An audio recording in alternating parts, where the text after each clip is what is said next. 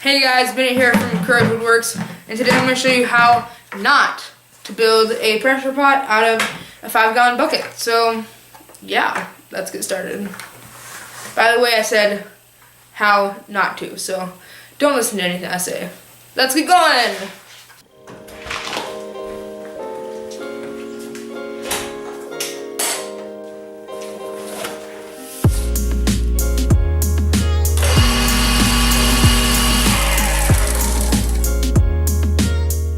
Okay, so for this project, you're gonna need a 5-gallon Home Depot bucket. And I have a couple of air compressor adapters here. So I have this 1/4-inch ball valve, because it has a little ball inside that when you twist it, the valve opens up.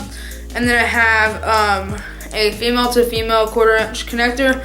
Now the reason I got this isn't to actually connect two female parts, it's to I'm gonna use it as a screw on the bottom because I couldn't find a screw that uses this.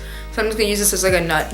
And then I have these two basic air compressor parts. This sticks into there, and then you stick them together. Now, honestly, I don't really know what these two are called, but I don't know. But let's get started.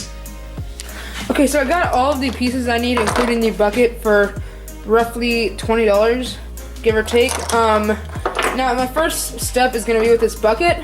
So my plan is to attach this right here, screw that in, and this is actually gonna go right on the bucket. That way I can fill it up, but then once I'm done pressurizing it, I can flip the valve and empty out all the air pressure. So that is what that's for.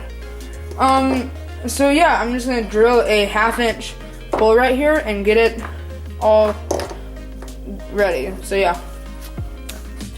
Okay, so I drilled the hole, and now I'm just gonna go ahead and connect these two pieces, and I'm gonna add a little bit of extra Teflon tape just to make sure that it is completely air-proof or whatever. I don't know, leak-proof, air, yeah, whatever. Let's just go.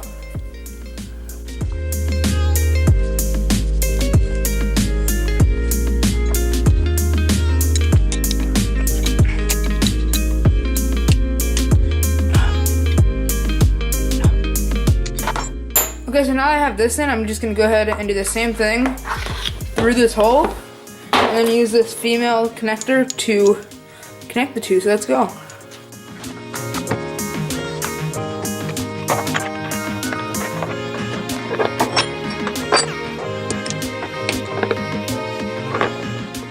Okay, so I just made this thing of epoxy, and as you can see, it's not clear at all. I made it with a lot of bubbles.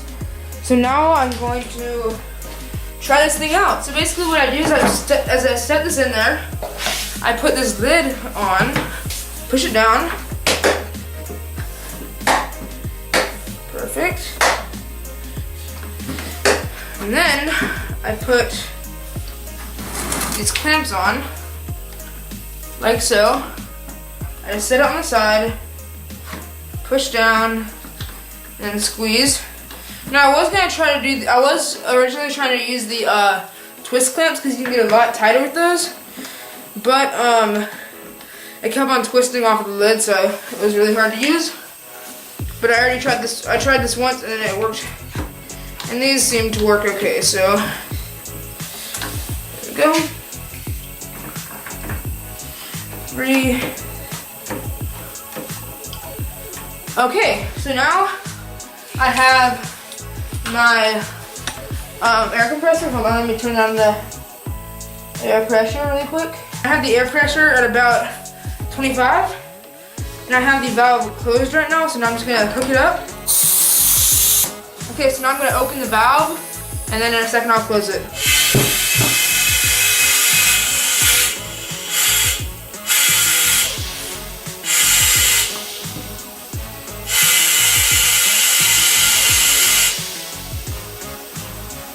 Okay.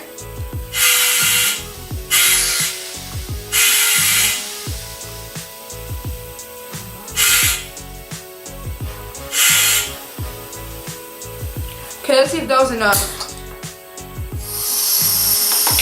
Now slowly let the air back out. I don't really know how much you need to do to make it, to get all the bubbles out, but let's just see if that was enough, because that seemed quite a bit.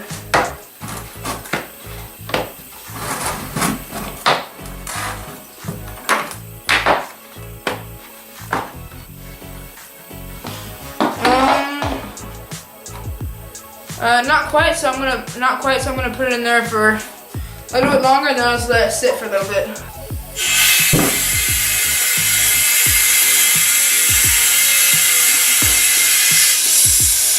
Okay, so the name of this video was gonna be how to build a pressure pot for under $20, but now it's how not to build a pressure pot for under $20, because that did not work at all.